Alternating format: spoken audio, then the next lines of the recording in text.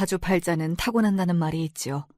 저는 미신을 믿는 편은 아니지만 가끔은 제 힘으로 어쩌지 못하는 운명 같은 것이 분명 존재하는 것은 아닐까 하고 생각할 때가 있답니다.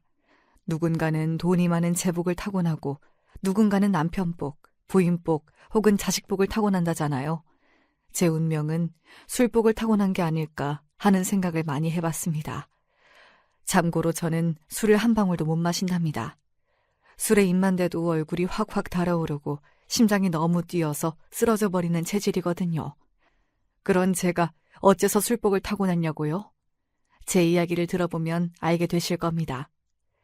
사실 제 운명 속에서 술은 언제나 복이라기보다 재앙이나 악몽 같았죠. 제가 태어난 곳은 버스도 하루에 겨우 몇 대 지날 정도로 한적한 깡촌이었고 그때 당시 시대 상황과도 더욱 뒤처진 곳이라 20살 아주 어린 나이에 결혼을 하게 됐어요. 지금 생각해보면 20살이 뭘 알고 결혼을 했겠나 싶지만 여자가 결혼해서 살림 안 하고 일하는 것이 되려 이상한 세상이었으니까요. 당시 동네 아이들은 중학교까지 나와서 집안 농사일을 돕다 시집이나 가는 것이 일반적이었고 그나마 조금 사정이 나은 집 아이들은 저처럼 여자상업고등학교에 다녔어요. 학교가 꽤 멀어서 새벽에 버스를 타고 갔다가 밤이 되면 다시 막차를 타고 와야 했는데 버스 정류장 근처에 전빵이라고 부르는 구멍가게가 있었어요. 지금으로 치면 편의점 같은 곳이었는데 학교 끝나면 그곳에 들러 다 같이 강냉이를 씹으며 수다를 떠는 게 낙이었죠. 그런 저희 옆에는 항상 편의점에서 맥주 한잔 하듯 전빵에서 가볍게 고프, 그러니까 잔술을 마시는 동네 젊은 총각들이 있었어요. 우리는 낄낄거리며 누가 잘생겼니 못생겼니 하며 농담을 했는데 그중 한 남자가 제 남편이 될 줄은 몰랐답니다. 남편은 저보다 3살 많은 동네 한량 오빠였어요. 매일같이 동네 전방에 죽치고 앉아있다가 제가 학교 끝나고 집으로 돌아오는 버스에서 내리면 졸졸 따라다니며 첫눈에 반했다는 둥, 하늘의 별도 따라주겠다는 둥 온갖 가머니설로 꼬시더군요. 그 바람에 연애하게 되었고 당시 연애는 곧 결혼이나 다름없었기에 빠르게 결혼식까지 올리게 되었어요. 사실 지금에 와서야 생각해보면 거기 죽치고 앉아 집에 가는 여자애들에게 다 그렇게 떡밥을 던졌겠죠. 그 떡밥을 어리석게도 덥석 물어버린 건 저였고요. 그렇게 남편과 만나 가정을 꾸렸어요. 시부모님은 제법 규모가 있는 양계장을 하고 있었고 남편도 별다른 직업 없이 양계장을 돕고 있었죠. 물론 제가 한량이라고 소개했던 것처럼 남편은 일은 대충하고 놀고 먹기 바빴어요. 시부모님은 하루 걸러 네 남편 닭사료 안 주고 어딜 갔냐며 분통을 터뜨리셨고 저는 친구들과 읍내에서 술을 마시고 있는 남편의 목덜미를 잡아 끌고 오곤 했죠. 술과의 악연, 그것이 시작이었어요. 저는 시댁에 들어가 살면서 시부모님에 더해 아직 장가를 못 간 시아주버님까지 모시고 살았어요. 새벽부터 밤까지 말 그대로 시집살이 제대로 했고요. 삼시세끼에 새참까지 직접 만들어야 되고 시부모님의 남편 형제의 우리 아이들 뒷바라지까지 다 제 몫이었죠. 그래도 시집살이 안 하는 집이 드물었던 시절이었던 만큼 시부모님이 절 예뻐해 주시고 딸처럼 생각해 주셔서 감사하다 여기며 고단함을 달랬어요. 남편의 집은 양계장 말고도 논밭을 제법 가지고 있었는데 벼농사가 고된 건 다들 아시잖아요. 일이 힘들어서인지 농사일 하시는 분들 대부분은 술을 일상적으로 마시는 분위기였고 남편의 집안도 그랬어요. 일하면서 새참 시간마다 막걸리를 꼭 마셔야 되고 저녁에는 반주를 꼭 마셔야 되는 집안 분위기가 있었죠. 지금이야 술 마시고 담배 피는 것을 눈치 봐야 하는 시대지만 그때는 버스나 영화관에서도 담배를 피우던 때였으니 전혀 이상할 일이 아니었어요. 오히려 술, 담배를 잘할수록 남자답다고 생각하는 때였으니까요.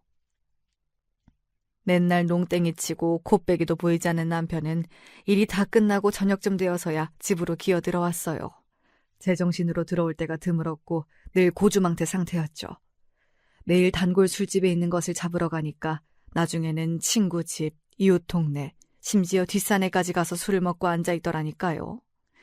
술을 안 마시는 날은 거의 없었지만 하루라도 술을 안 마시면 불안해하고 무기력해 보였어요. 돌이켜 생각해보면 시부모님 집안 전체가 알코올 중독 증상을 보였던 것이 아니었나 싶지만 당시에는 그런 일이 비일비재했기에 그저 남편이 또 속을 썩이는구나 하고 넘어갔던 것 같아요. 남편이 해야 할 양계장 일까지 하느라 제 몸에서는 매일 닭똥 냄새가 났어요. 아무리 때를 밀고 비누로 닦아도 냄새가 지워지지 않는 느낌이었던 게 스트레스로 인한 강박 같은 것이 아니었을까 싶어요. 그때의 기억 때문인지 저는 지금도 달걀을 못 먹어요. 하지만 시아주버님은 늘 소주에 달걀 프라이 하나 먹는 게 일과였어요. 저는 아주버님 때문에 매일 달걀 프라이를 튀겼어야 했지만 돌아오른 말은 짜네, 싱겁네, 덜 익었네, 더 익었네 하는 잔소리였죠. 시부모님과 남편이야 제가 선택한 가족이지만 아주버님까지는 생각지 못했기에 갈수록 야속해지더군요. 아주버님은 남편보다 더 술을 많이 마셨던 기억이 나요. 그리고 더 힘들었던 건 매일 술상을 봐야 하는 점이었어요. 남편은 밖에서라도 마시고 돌아왔지 시아버님과 아주버님은 늘 집에서 제가 만드는 술안주로 술을 마시는 걸 좋아했죠. 다른 집안일은 의뢰해야 할 일이거니 하고 했지만 술상을 차리고 치우고 하는 일은 매일 하는데도 적응이 안 되고 정말 하기 싫더라고요. 제가 술을 못 마시니까 술을 왜 그렇게까지 마시는지 더욱 이해하지 못해서이기도 했고 무엇보다 아주버님은 남편보다도 더 술버릇이 고약했거든요. 끝이 항상 좋지 않았어요. 토하는 건 기본이고 술에 취하면 욕설에 막말에 집안 살림을 다 때려 부수기도 했었죠. 속된 말로 술 마시면 개 되는 게 아주버님이셨어요. 남편과 싸우기도 많이 싸웠어요.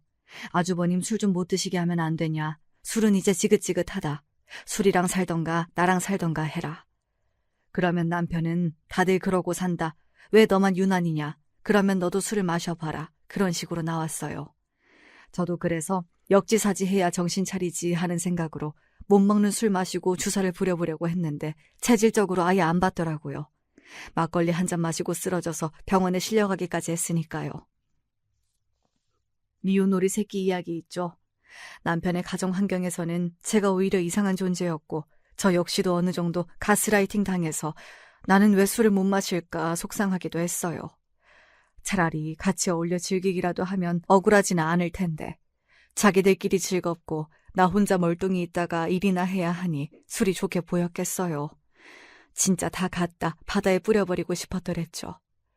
그렇다고 남편이 밉기만 한 건 아니었어요.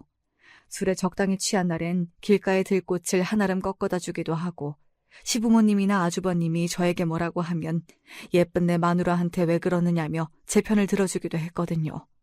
다정한 배짱이라고나 할까요. 아주버님만큼 주사가 심하진 않아서 흥이 오르면 노래나 하는 정도였죠. 심수봉 노래를 어찌나 구슬프게 잘 부르던지 밉다가도 예쁘고 못 살겠다가도 그래도 남편밖에 없네 하고 마음을 돌렸답니다. 남편에게 물어본 적도 있어요. 왜 그렇게까지 술을 마시고 집에 안 들어오는 거냐고. 남편은 어릴 때부터 해왔던 양계장 일이 너무 싫었대요. 자기는 꿈도 많고 포부도 컸는데 찬란해야 할 자신의 청춘이 이렇게 닭똥 냄새나 맡으며 살기에는 아깝다고 생각했다 하더군요. 아주버님도 비슷한 생각이었고요. 그럼 내 인생은, 내 청춘은 20살에 시집와서 시댁 사람들 뒷바라지나 하고 밖에서는 양계장과 논밭에서 집에서는 부엌에서 하루를 보내는 내 젊은 시절은 누가 보상해 주나요? 누군가를 원망하진 않았지만 이렇게 되어버린 제 운명이 야속하긴 했었죠. 아이들이 태어나면서 안 그래도 복잡거리던 집안이 더욱 시끄러워졌어요. 첫째는 아들, 둘째는 딸, 셋째는 아들. 이렇게 3남매를 낳았고 아이들은 무럭무럭 자라났어요. 아이들이 커가면서 저는 시댁에서 분가하기를 더욱 절실히 원하게 되었어요. 시골 깡촌이라 아이들 교육 여건도 좋지 않았고 아이들이 시대에서 뒤처진 시댁 어르신들 분위기 속에서 자라기를 원치 않았어요. 학교는 국민학교만 나와도 된다. 얼른 농사일이나 배워라 하는 옛날 어르신들 생각들. 그리고 매일 술 마시는 분위기까지 아이들이 닮지 않기를 바랐죠. 불행히도 아주버님이 이른 나이에 운명을 달리하시게 되었어요. 원인은 역시 그놈의 술이었죠. 읍내에서 동창회가 있다고 저녁에 나가신 이후 이틀이 지나도 돌아오지 않으셔서 가족들 모두 뭔 일이 생겼구나 하고 발칵 뒤집혔어요. 사방으로 찾아도 보이지 않았고 수소문 끝에 마지막 동선을 파악하게 되었죠. 초반에 말씀드렸죠. 버스가 잘 다니지 않는 깡촌이라고. 아주버님은 동창들과 늦게까지 술을 마시다 버스가 끊겨버려서 집까지 걸어가겠다고 하셨대요. 읍내에서 집으로 가는 길에 저수지가 하나 있는데 술에 많이 취해서 저수지 쪽으로 간 게 마지막 모습이라는 것을 알아냈죠. 경찰들의 수색 끝에 저수지 바닥에서 아주버님의 시신을 발견하게 되었어요. 무엇 때문에 저수지로 들어간 건지, 실족인지 술에 취해 목욕이라도 하시려던 건지. 당시에는 지금처럼 CCTV 같은 것도 없었기 때문에 아직까지도 직접적인 원인은 알 수 없지만 가족들과 동네 사람들 모두 입을 모아 얘기했죠. 그놈의 술이 문제였다고. 결국 술이 아주버님을 잡아먹었다고. 젊은 나이에 결혼도 못하고 유명을 달리한 아주버님의 장례식은 말 그대로 초상집 분위기였어요. 시어머니는 술 때문에 아들을 잃었다며 장례식장에 있는 술병을 다 깨버리셨고 아무도 술 한 잔 입에 댈 수 없었죠. 조문객도 동네 사람들 외에는 많지 않았는데 그중 제 고등학교 동창들이 소식을 듣고 한달음에 와주었어요. 생각해보니 결혼하고서 오랜만에 만남이었더군요. 여자 상고를 졸업하고 그 길로 취직하면 회사의 경리나 회계 쪽으로 취직하게 되거든요. 그중 저와 가장 친했던 친구 한 명이 졸업 후 서울로 올라가서 나름 좋은 회사에 취직했다고 하더라고요. 회사에서 만난 사람과 결혼도 하고 아이에게 피아노, 발레 이런 고급스러운 것들을 가르치며 예쁘게 키우고 있더군요. 우리 아이들은 개구리나 도롱뇽 잡으러 다니고 이른 나이에 농사일도 돕고 그렇게 살고 있었는데 지금이야 숲 어린이집이며 숲 체험이며 더 비싼 돈 주고 자연 체험을 시키지만 그때 저희 동네에 천혜의 자연 말고는 공부방이나 보습학원 정도도 찾아볼 수 없는 상황이었죠.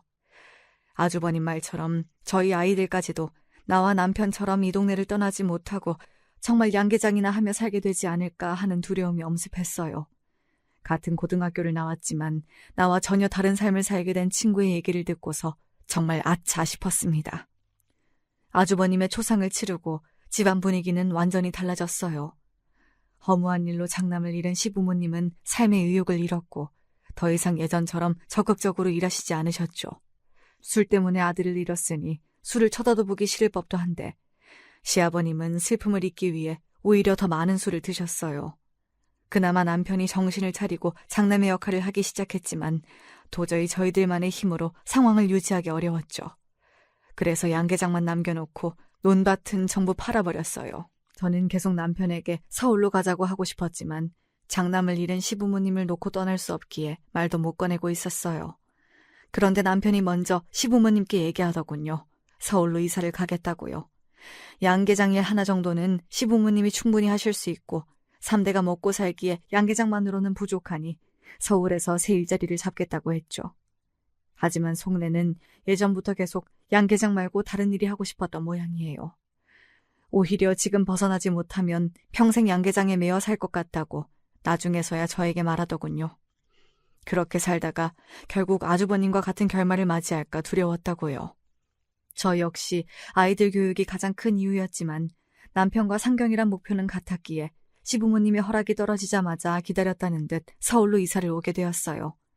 남편은 취직 자리를 알아보다 화물차 운송 일을 하게 되었죠.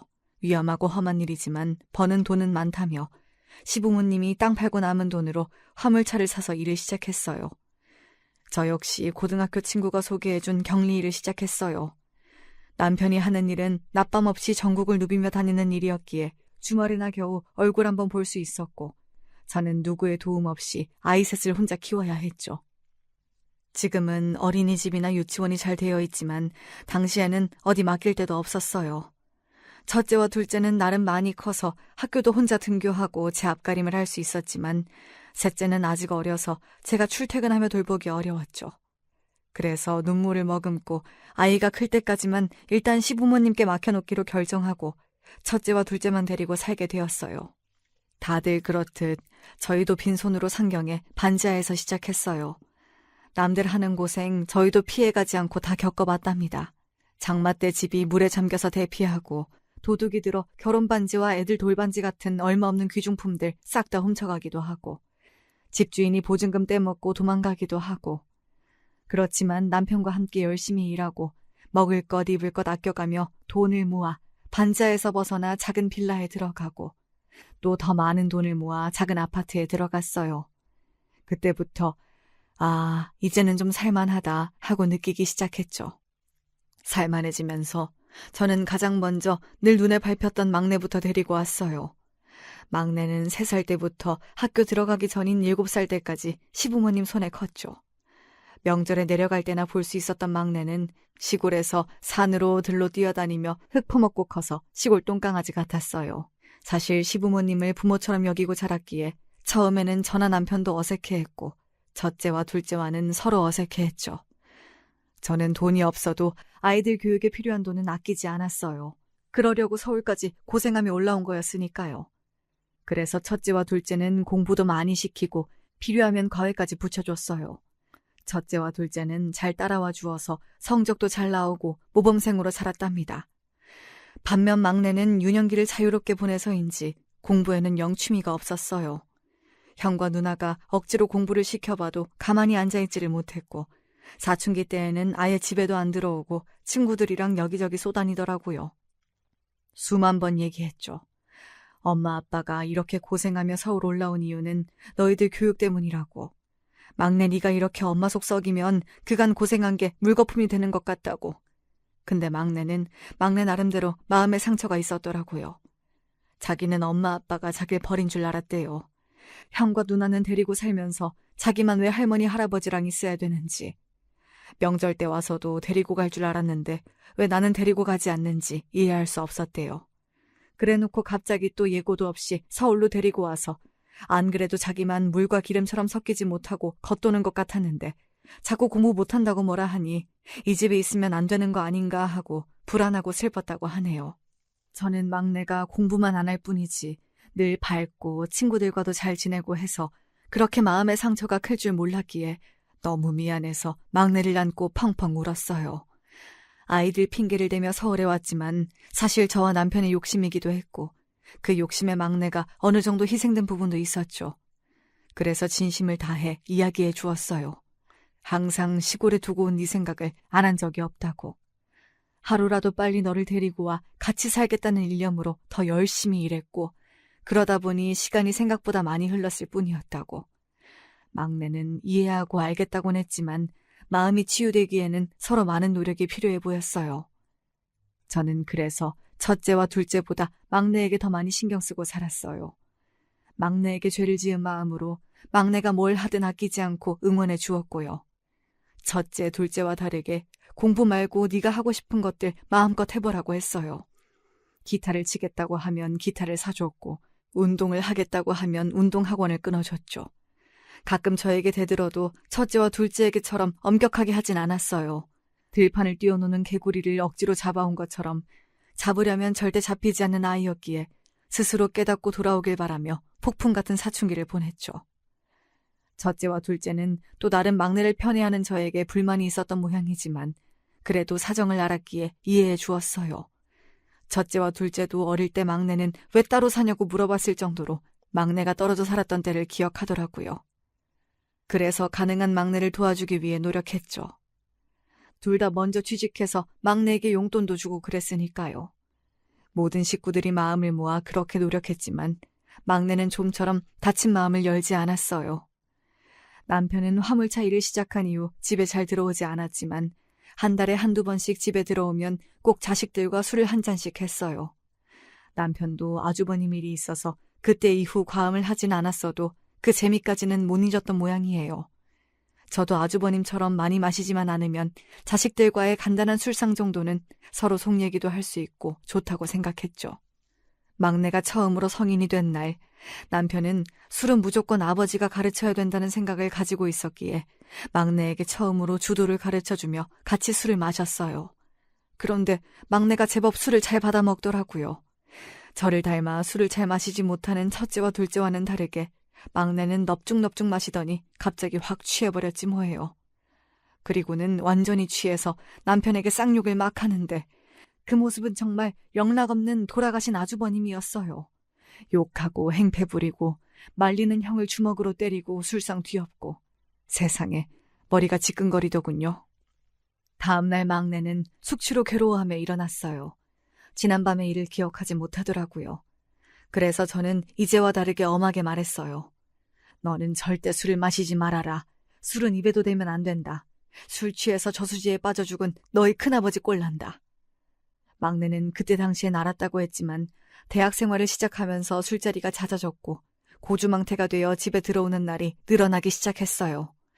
남의 등에 엎혀오기 일쑤요. 아무데나 토하는 건 일상에 집 앞에서 괴성을 질러대서 끌고 들어오기도 했고 지나가던 사람과 시비가 붙어서 경찰서에서 전화가 오질 않나 막내는 아주버님 이상으로 더한 문제를 일으켰어요. 남편과 첫째가 막내를 크게 혼내보기도 하고 저와 둘째가 타일러 보기도 했지만 막내는 누구의 말도 듣지 않았어요. 저는 그러다 막내도 아주버님처럼 사고라도 날까봐 매일 마음을 졸여야 했죠. 새벽 늦게까지 막내를 기다리며 집에 들어올 때까지 잠을 설치는 날이 부지기수였고 안 들어오기라도 하는 날엔 불안함에 아무것도 손에 잡히지 않았어요. 옛날에는 몰라서 시아버지와 아주버님이 그 지경이 될 때까지 놔두고 있었지만 이제는 시대가 발전했잖아요.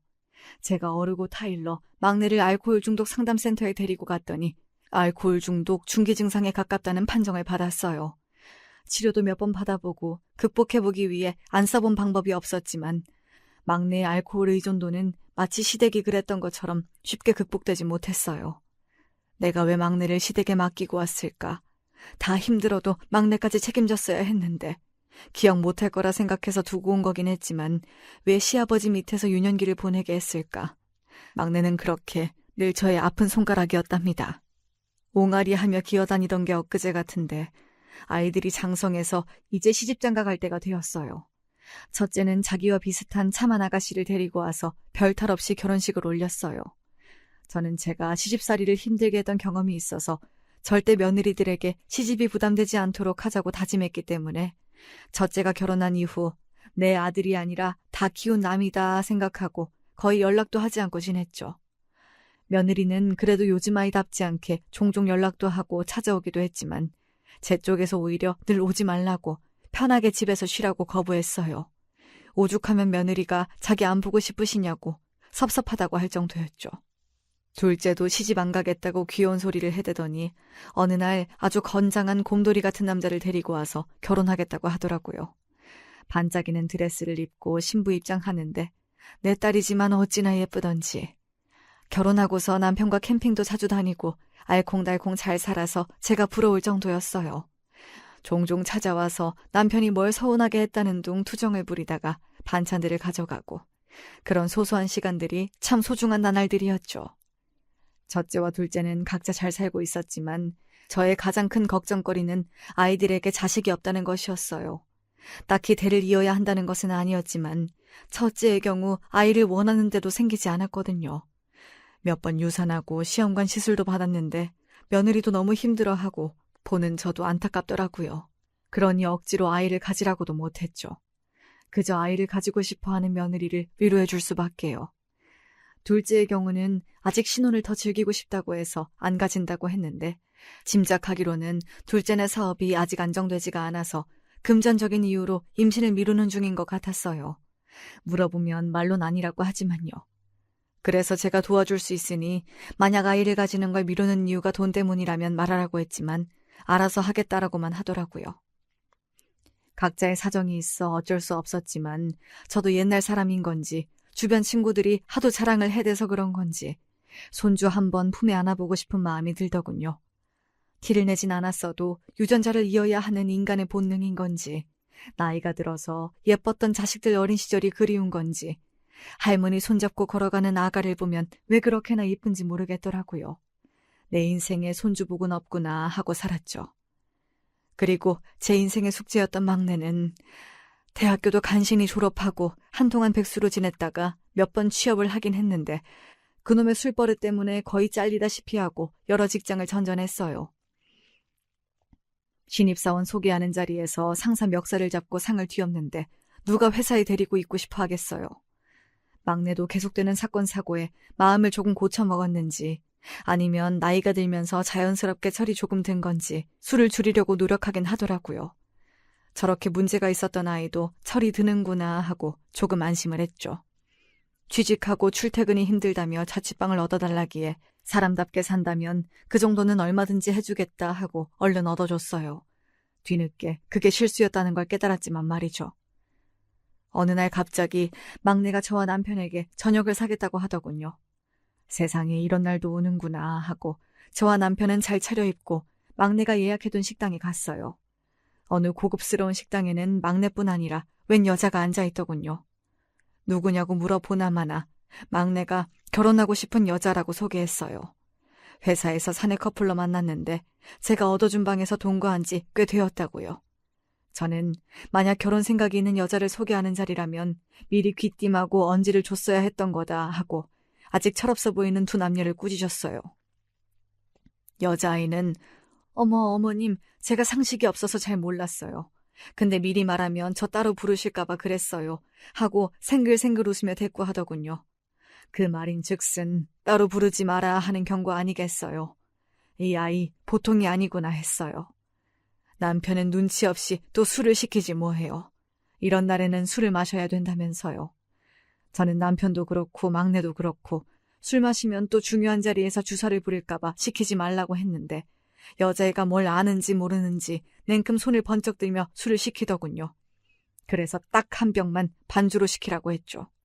셋이 술을 따르고 잔을 부딪히더니 순식간에 병이 비워졌어요. 남편과 막내야 익히 알고 있었지만 여자아이도 술을 정말 잘 마시더라고요. 넷이 있는데 셋이 술로 콩짝이 잘 맞으니 술이 너무 빨리 없어지더군요. 3병, 4병. 너무 과하다 싶어서 이제 그만 시키라고 하자 갑자기 여자아이가 소리를 꽥 지르지 뭐해요. 아줌마가 뭔데 왜 술을 마셔라 말아야! 신나서 술을 마시던 남편과 막내도 여자아이의 추태에 놀라 정지하더군요. 남편은 도끼 눈을 뜨며 어디서 지금 아줌마야! 하고 화를 냈고 막내도 이건 아니다 싶었는지 여자아이 입을 막으며 끌고 나갔어요. 저는 기가 막혀서 자리를 박차고 나갔고 며칠 동안 화가 가라앉지를 않았어요. 그렇게 일방적이고 갑작스럽게 자리를 만든 것도 경우가 아니라고 생각했는데 첫 만남에서 말본세며 술버릇하며 너무 예의가 없었어요. 막내는 하필 골라도 왜 그런 애를 골랐는지 도대체가 속을 안 썩일 데가 없는 게 너무나 화가 나더라고요. 며칠 후 막내와 그 여자아이가 집까지 찾아왔어요. 물론 이번에도 언질은 없었지만 집 앞에서 문전박대할 수도 없었기에 일단 드렸죠. 두 아이는 무릎까지 꿇고 죄송하다고 사죄하더군요. 특히 여자아이가 닭똥 같은 눈물까지 흘리면서 자기가 사실 술을 잘 못하는데 긴장해서 술을 마셨고 그래서 금방 취하는 바람에 큰 실수를 저질렀다는 얘기를 구구절절 하더라고요. 그렇게까지 하는데 계속 화를 내고 앉아있을 순 없잖아요. 그리고 술을 잘 못한다는 얘기가 그나마 조금은 마음에 들었고요.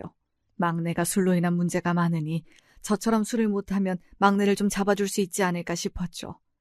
그렇게 철딱선이 없어 보이는 두 사람의 결혼식이 진행되었어요. 기쁨보다는 불안이 앞섰지만 그래도 자기들 가정이라도 꾸리면 책임감이라도 좀 더 키워지지 않을까 싶기도 했죠. 막내까지 보내고 나니 정말 내가 할 일은 다 한 것 같고 내 품에서 아이들이 다 떠난 것 같고 하는 횡한 마음에 첫째, 둘째 결혼식 때와 달리 눈물이 주룩주룩 쏟아지는 거예요. 특히 키우면서 많이 미안했고 또 마음고생했던 막내였기에 혼주 화장도 다 지워질 정도로 울어버렸어요. 막내는 제가 해줬던 원룸에서 신혼살림을 차리겠다고 했어요. 저는 조금 더 돈을 보태줄 테니 좀 더 넓은 평수에서 살라고 했지만 이사도 귀찮고 괜찮다고 하더군요. 그래서 그러라고 하고 넘어갔는데 결혼식 이후 신혼여행을 다녀와서 두 사람 다 정말 전화 한 통 없는 거예요. 뭔 일이라도 났나 싶어 마음 졸이다가 막내에게 전화를 걸었어요. 막내는 전화도 받지 않더군요. 아무리 해도 연락이 안 되니 망설이다가 며느리에게 전화했더니 역시나 감감무소식이었죠. 그러면 안 되는 걸 알지만 저는 혹시나 막내가 아주버님처럼 술 먹다 사고가 나서 연락이 안 되는 그런 비극적인 상상을 하며 급히 막내의 집으로 달려갔어요. 벨소리를 누르니 한참 후에야 막내가 역시나 고주망태가 되어 나오더라고요. 기가 막혀서 또 술 마셨니? 하고 물었더니 저 안쪽에서 내가 술을 마시던 말던 무슨 상관이야 하는 새된 목소리가 새어나왔어요. 며느리 목소리였죠. 저는 화가 나서 막내를 밀치고 집 안으로 들어갔어요.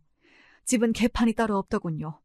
언제 청소했는지 모를 먼지 가득한 바닥과 언제 설거지했는지 모를 곰팡이 쓴 싱크대, 쓰레기장을 방불케 하는 거실에 가장 화가 나는 부분은 수많은 빈 술병들이었어요.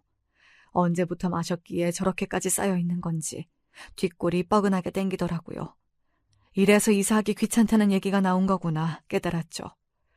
저는 일단 팔을 걷어붙이고 집을 싹 청소하기 시작했어요. 두 사람은 술에 취해서 제가 청소를 해도 잠자기 바빴고 한 3시간 정도 청소를 하자 그나마 집이 사람 사는 꼴로 보일 정도는 되었어요. 청소가 끝나고 저는 막내와 며느리를 깨웠어요. 술이 조금 깼는지 절 보고 화들짝 놀라더군요. 도대체 이게 사람 사는 꼴이냐? 어떻게 이 지경이 되도록 술을 마시고 살아? 오늘부로 술을 못 끊으면 너희들과 내 연을 끊을 것이다. 저는 일가라고서 자리에서 일어났어요. 근데 그런 채 뒤통수에 대고 며느리가 대꾸를 했죠. 어머니, 아무리 시자라지만 이렇게 불쑥 남의 신혼집에 들어오시는 건 어머님이 말씀하신 예의가 아니지 않나요? 신혼 초부터 이러시면 곤란해요. 저는 너무 큰 충격을 받아서 우두커니 서서는 두 아이를 바라만 봤어요. 막내가 눈치를 보다가 저를 끌고 집 밖으로 나갔죠. 엄마, 아무리 그래도 이렇게 불쑥 찾아오는 건 아닌 것 같아요. 제가 나중에 연락드릴 테니까 당분간 연락하지 마세요. 저는 아주버님 일도 있고 해서 걱정되어 한달음에 달려갔고 그래도 용서해보려고 청소까지 해줬는데 아이들에게 먼저 연락한 것이 그렇게 큰 죄였을까요? 그게 시자라고 불릴 만한 일이었을까요? 자기들이 해야 할 일은 안 하고 자기 권리만 내세우고 이게 무슨 경우일까요? 사람은 참으로 변하지 않는구나. 막내가 절이 된 데에는 시댁에 너무 어린 시절 놓고 온 것 때문이라고 여겨 죄책감을 가졌던 것이었는데 지금 보니 그냥 타고난 천성이었구나. 내가 죄책감을 갖지 않아도 되는 거구나 하면서 더 이상 대꾸하지 않고 집으로 갔어요. 그렇게 막내와의 연락은 끊고 지냈어요. 제가 먼저 하면 또 시자 어쩌고 하면서 트집 잡을 것 같고 저도 다 커서 가정까지 꾸린 아이들을 돌보며 살 필요는 없었으니까요. 자기들이 어느 날 정신 차리고 살기를 바라밖에요. 막내는 제가 그렇게 불쑥 찾아갔던 것 때문인지 뭔진 모르겠지만 금방 그 집을 팔고 이사를 갔더라고요. 그런데 이사간 집의 주소도 안 알려주더라고요. 제가 찾아올까봐 며느리가 그러라고 시킨 건가 싶기도 했지만 이젠 아무래도 상관없었어요. 그래 잘 살아라 하고 더 이상 마음 쓰지 않았어요. 간혹 막내에게서 잘 지내고 있다고 안부 연락만 올 뿐 명절에 조차 오지 않았지만 이젠 내 자식이 아니라 며느리 남편이다 생각하기로 했죠. 가끔은 속상하기도 했지만 무소식이 희소식이다 하고 마음 돌리면서 시간을 보냈어요. 다 큰 애들 언제까지 걱정하고 살 수 없는 거고 이제부터는 자기 앞가림 자기가 해야죠.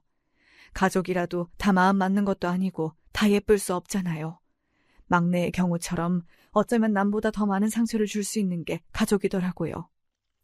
그렇게 세월이 흘러갔어요.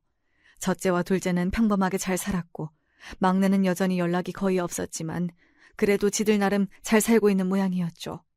손주가 없어서 조금 걱정했던 때도 있었지만 노력해도 되지 않는 일들은 세상에 많으니 이 또한 운명이다 하며 받아들였어요. 자신들이 더 힘들 텐데 저까지 스트레스 받게 하면 안 되잖아요. 첫째와 둘째의 경우를 봐서도 그렇고 확실히 임신이 잘 안 되는 세대인 것 같기도 하더라고요. 남편은 저와 같이 늙어갔어요. 화물차 일은 잘 되는 편이었지만 나이가 들어 그만뒀고 저와 남편이 그동안 모은 돈으로 서울 쪽에 작은 건물 몇 개를 사뒀어요. 나이 들어서 할 게 없어지면 세나 받으면서 살려고 했던 거였는데 그 건물들 가격이 다 천정부지로 뛰어서 저희는 뜻밖의 노년을 걱정하지 않아도 될 정도의 부자가 되었어요. 그걸로 첫째, 둘째 결혼도 시킨 거였죠.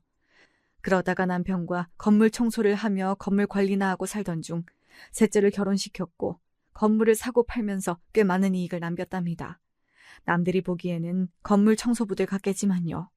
남편은 예나 지금이나 한결같이 저녁에 반주하기를 좋아하고 심수봉 노래를 구슬프게 부르고 가끔 꽃 한 송이를 사다주는 낭만이 있는 사람이었어요.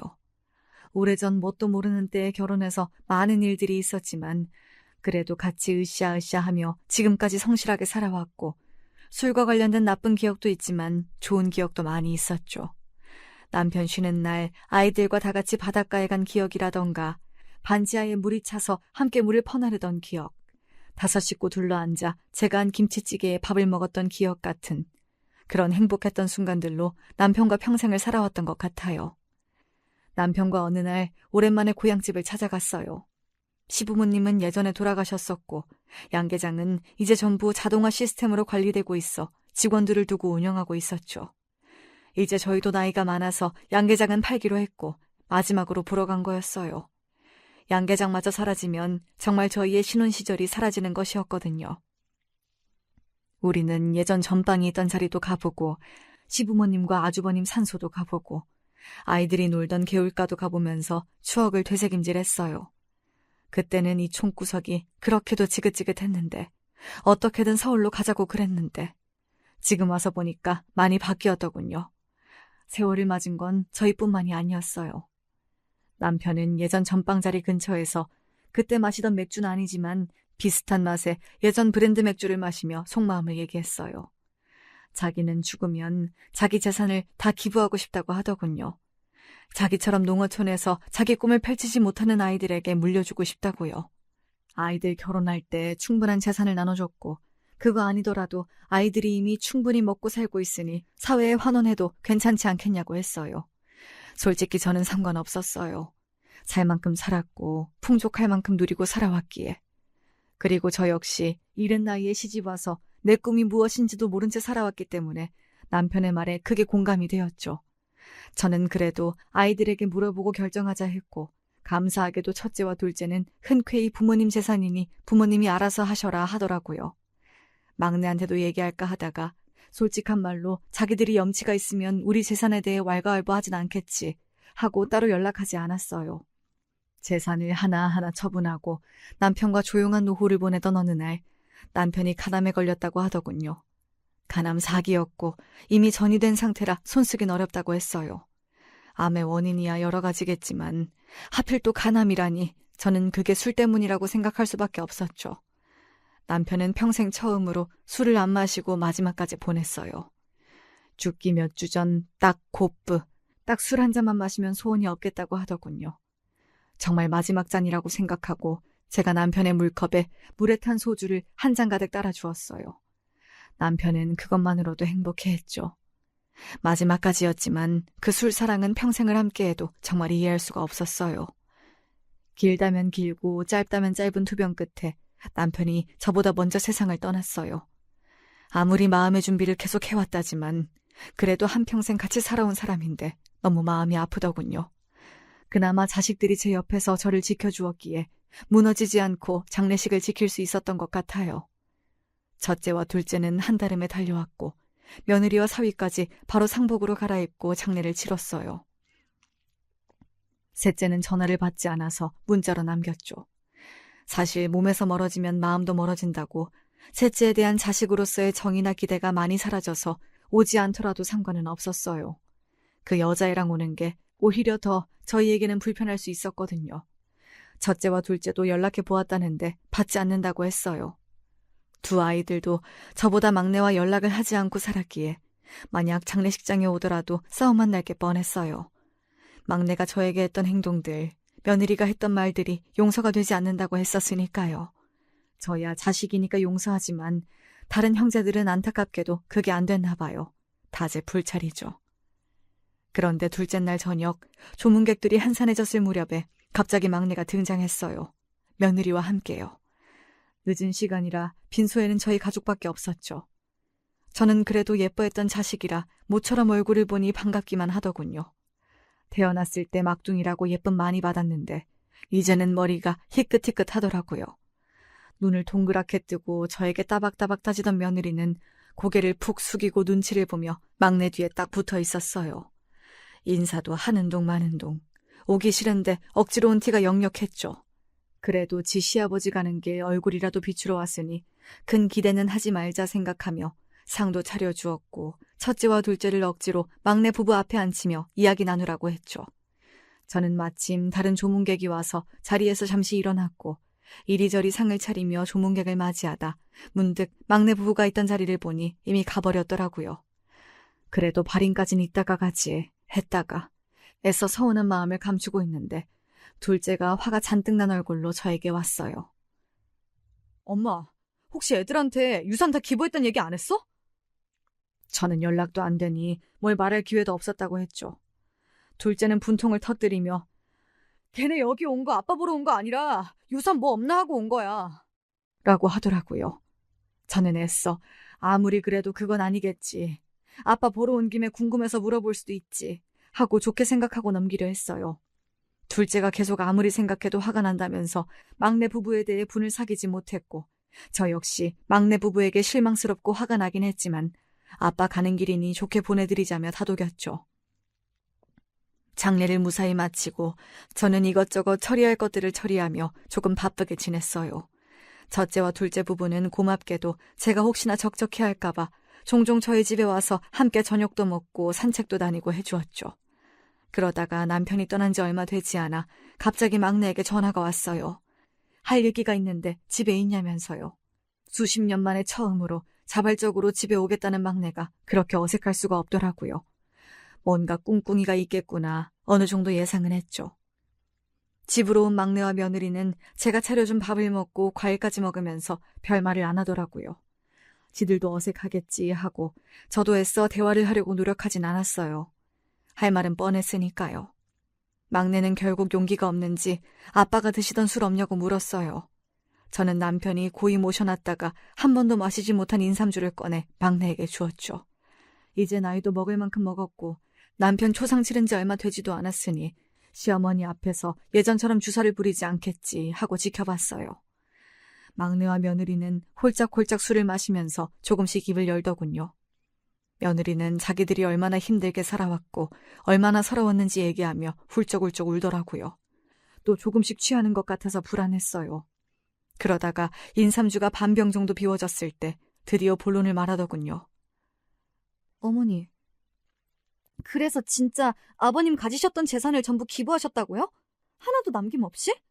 아주버님이랑 신우는 결혼할 때 집도 해주셨다면서요. 저희는 안 해주셨잖아요. 난 분명 해주겠다고 했는데 니네가 그 집에서 계속 살겠다고 했고 연락을 끊은 것도 너희였지 않니? 그때 못 받은 거 그럼 지금이라도 주세요. 무슨 떼인 돈 받으러 온 사람도 아니고 갑자기 찾아와서 돈을 달라니 기가 막힌 상황에 손이 벌벌 떨리더라고요. 그래도 정신을 차리자 생각하고 단호하게 말했어요. 말했듯이 이건 남편의 유언이다. 우린 이제 남은 재산 다 사회에 기부하고 가진 건 없다. 그러므로 너희에게 줄 것도 없다. 막내는 한숨을 푹푹 쉬며 연거푸 술잔을 들이켰고 며느리는 딱 봐도 속이 부글부글 끓는 얼굴로 계속 술을 마시더니 저를 살벌하게 노려보더라고요. 아씨, 짜증나. 너 지금 뭐라고 했니? 짜증난다고요. 저는 애써 화를 가라앉히며 며느리를 노려보았어요. 뭐가 그렇게 짜증이 나는데?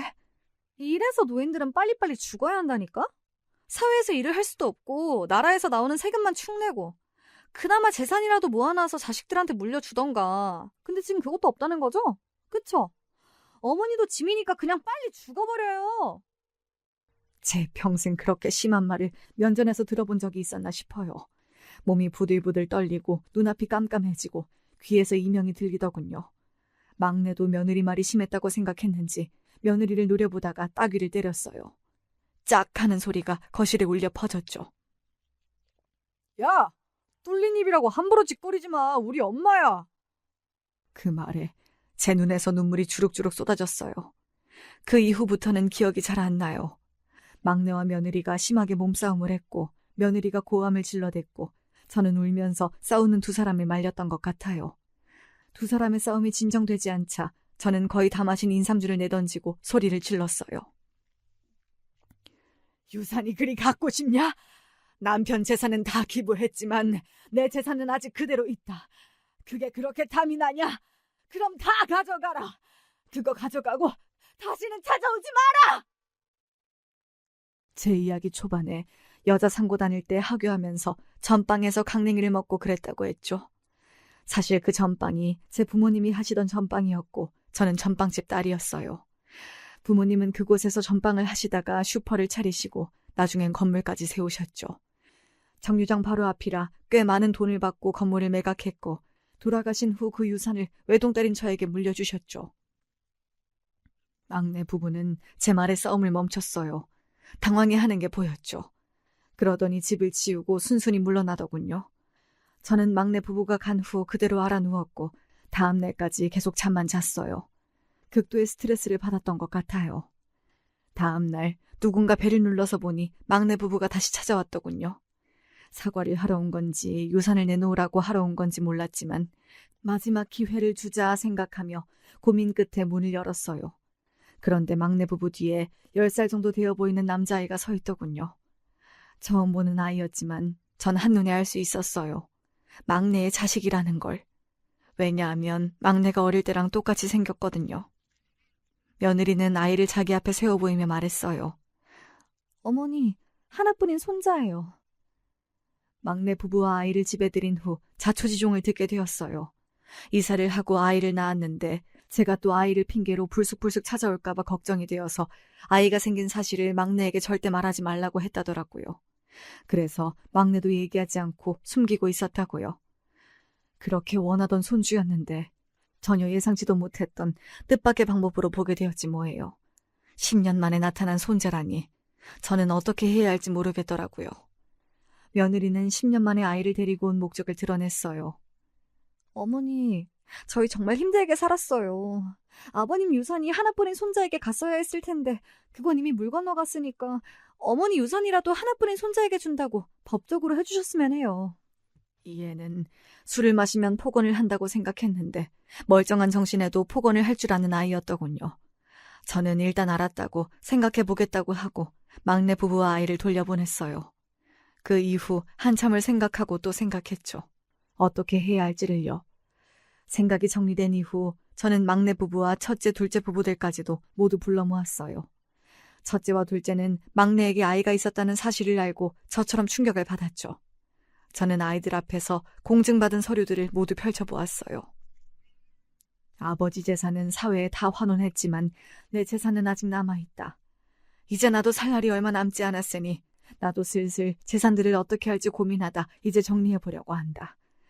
내 재산의 4분의 1은 첫째에게, 4분의 1은 둘째에게, 나머지 4분의 1은 막내에게 공평하게 배분하려고 한다. 막내 며느리가 제 눈치를 보며 조심스럽게 물어보았어요. 그럼 나머지 4분의 1은요? 나머지 4분의 1은 손자에게 줄 것이다. 막내 며느리의 표정이 순간 밝아지더군요. 단 조건이 있다. 막내와 막내 며느리가 반신불수가 되거나 세상을 떴을 경우, 더 이상 돌봐줄 친인척이 없을 경우에만 이 재산을 쓸 수 있고 그 외에 손자의 부모는 절대 손자의 재산에 손을 댈 수 없다. 또한 손자는 손자의 부모가 만약 술로 인한 문제를 일으키거나 부모로서의 역할을 다하지 못할 경우 유산을 주지 않고 사회에 모두 환원한다. 모두 이것은 내가 죽을 때까지 변하지 않는 유언이다. 막내 며느리의 그 표정, 억울함과 분노로 일그러진 그 얼굴이 저는 그렇게 통쾌할 수 없더군요. 아직 애뜬 얼굴의 손자는 무슨 일인지 알지도 못하는 표정이었어요. 막내 며느리는 불안을 숨기지 못하고 계속 궁시렁거렸지만 첫째와 둘째가 싸늘하게 노려보는 분위기 속에서 별말 안 하고 돌아갔어요. 저는 손자를 자주 보고 싶었지만 며느리가 있는 한은 그럴 수 없을 걸 알았죠. 다만 제 유산을 걸고 한 저의 협박 아닌 협박이 먹히기를 바랄 밖에 없었어요. 제발 부모로서 아이만은 바르게 키우기를 바랄 뿐이었습니다. 몇 년 후 예상하셨겠지만 막내는 며느리와 이혼하고 저희 집으로 들어왔어요. 막내 며느리는 술로 인해 사건 사고를 일으킨 전적이 많아서 양육권도 막내가 가져올 수 있었죠. 의외로 막내는 자기 와이프가 술로 인해 매번 사고를 치는 모습을 보고 거울 치료받듯 술을 끊게 되었다더군요. 제가 술복이 타고났다는 것은 이런 이유였어요.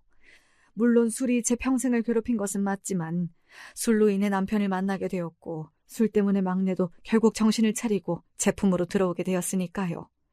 그것도 하나뿐인 손자를 데리고 말이죠. 무엇이든 나쁘게 생각하면 한도 끝도 없이 나쁘지만 좋게 생각하는 게 이 나이에는 좋겠더라고요. 제 인생도 돌이켜보면 복을 많이 받은 인생이었어요. 남편 복, 자식 복, 손주 복도 이만하면 타고났죠.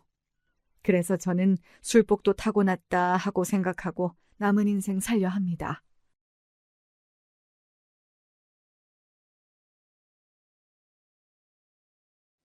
제가 6살 때의 이야기로 사연에 빠지다에 보내는 제 사연을 시작해 보렵니다. 그때 제 여동생이 태어났습니다. 기억 속에 아주 어렴풋이 남아있던 갓난아기였던 어린 여동생의 손가락이 무척이나 작았어요. 그 작은 몸이 움직이고 눈을 떠서 저를 쳐다본다는 사실이 굉장히 신기했고 또 감동이었던 기억이 납니다. 여동생을 신기해하는 저를 향해 아버지께선 인자한 미소를 지어주시며 제 머리를 쓰다듬어 주셨어요.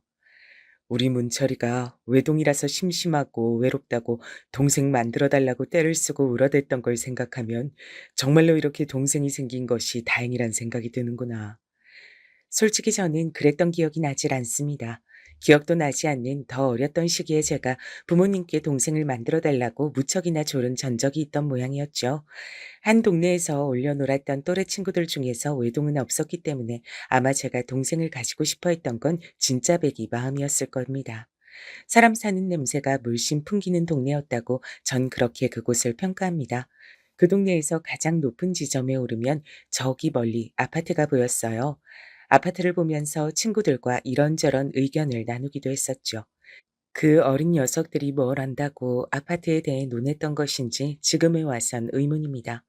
무슨 의견들을 내놨던 것인지까진 기억이 안 나는데 심각한 얼굴들을 하고서 매번 떠들었던 기억만은 확실하게 나네요.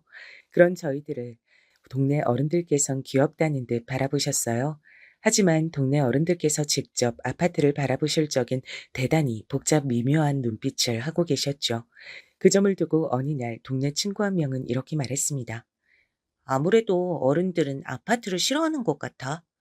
저희들은 다 동의하면서 와하하 웃었지만 진실은 그게 아니었겠죠. 저를 포함한 모든 녀석들이 자라는 동안에 스스로 깨달았을 겁니다. 동네 어른들께선 아파트를 싫어하신 게 아니라 바라보기만 해도 여러 생각이 드셨던 것 뿐이라는 사실을요. 시야에서 아파트가 보였지만 그곳은 도달할 수 없는 영역이었습니다. 집집마다 대문을 쉬이 열어놓고 살았던 동네. 그 때문에 어느 집에 누가 사는지 다 알았습니다. 여동생은 사람의 품에서 떨어지기만 하면 미친 듯이 우는 아이였어요. 2살 배기 주제에 목청이 얼마나 좋았던지 한 번 시끄럽게 울기 시작하면 집에서 멀리 떨어진 곳에서도 다 들릴 정도였습니다. 그래서 저는 밖에서 놀던 와중에도 문희가 우나 보다 이렇게 알 수 있었고 친구들도 저를 향해 네 동생이 울고 있다고 말을 해댔습니다. 그런 날에 집으로 가보니 동네 아주머니들께서 무려 5분 정도나 모여 계셨는데 어머니를 향해서 이런저런 육아 방식을 알려주고 계셨어요. 문철이 낳고 키울 적엔 이렇게까지 시달려 본 적이 없었는데 아들보다 딸이 기세가 좋은가 봐요. 어머니께서 멋쩍은 미소를 지으며 그렇게 말씀하셨을 때 제가 마침 낡은 대문을 넘은 참이었습니다. 너무 낡아서 똑바로 닫히지도 않는 대문. 그것은 오랜 세월의 풍파를 맞아 그리 되었다고 보더라도 어린아이의 신발이 그것보다 더 낡아 보인다는 것은 희한한 일이었습니다. 저는 대문을 넘은 제 발을 물끄러미 내려다보았죠. 원래 무슨 색이었을지 도저히 분간이 되지 않았던 신발은 온통 회색 빛이었습니다. 먹색으로 보이기도 했습니다. 작년에 이사를 간 상현이 형이 신던 신발이라고 나한테 물려줬던 건데, 그때는 발에 커서 헐렁했던 기억이 나는데 지금은 딱 맞는구나. 그리고 무척이나 더러워졌어. 동네를 떠나간 상현이 형. 저보다 3살 위였던 것으로 기억을 하고 그 가족들은 묘하게 어깨에 힘을 주고 다녔던 것 같습니다. 동네 분들이 쑥덕거리기를 상현이네는 이곳을 자기네들이 살 곳이 아니라면서 잘난 척을 하는 것 같다고 하였었죠. 그러거나 말거나 저는 상현이 형이 저에게 비록 자기가 다 쓴 것이지만 낙서할 공간이 남은 공책을 주고 자기한텐 작아졌다 말하면서 모자나 신발 따위를 곧잘 주었기 때문에 그 형을 잘 따랐습니다. 야, 문철아. 난 다음 주면 드디어 이사 간다. 지겨운 이 거지 동네 떠나게 됐다고 우리 아버지가 얼마나 콧노래 부르시는지 모른다. 이사를 가? 어디로? 그러면 난 이제 형을 못 보는 거야? 형 없으면 내가 심심한데. 너는 여기서 네 친구들 많잖아, 임마. 꼭 너 같은 녀석들이 바글바글한데 심심하긴. 야, 문철아. 내가 가기 전에 연필 새 거 하나 선물로 주고 갈게. 통 크게 베풀고 떠난다. 그걸로 공부라도 열심히 해서 이 다음에 훌륭한 사람이라도 돼보든지. 당연히 불가능하겠지만 내 말은 신용이라도 해보란 거야. 공부를 열심히 하면 훌륭한 사람이 될 수 있는 거야? 형, 훌륭한 사람은 어떤 사람이야? 말 그대로 훌륭하단 거야. 대단하고 멋진 사람 말이야. 그런 게 뭐야? 밥을 많이 먹고 일을 많이 하는 사람? 공부를 열심히 하면 그렇게 될 수 있어? 아, 나는 도대체 네가 왜 이 동네에서 똑똑이 소리를 듣는지 모르겠다. 너 같은 애들은 여기에 똑같이 널렸고 특별하게 잘난 건 난데 말이야.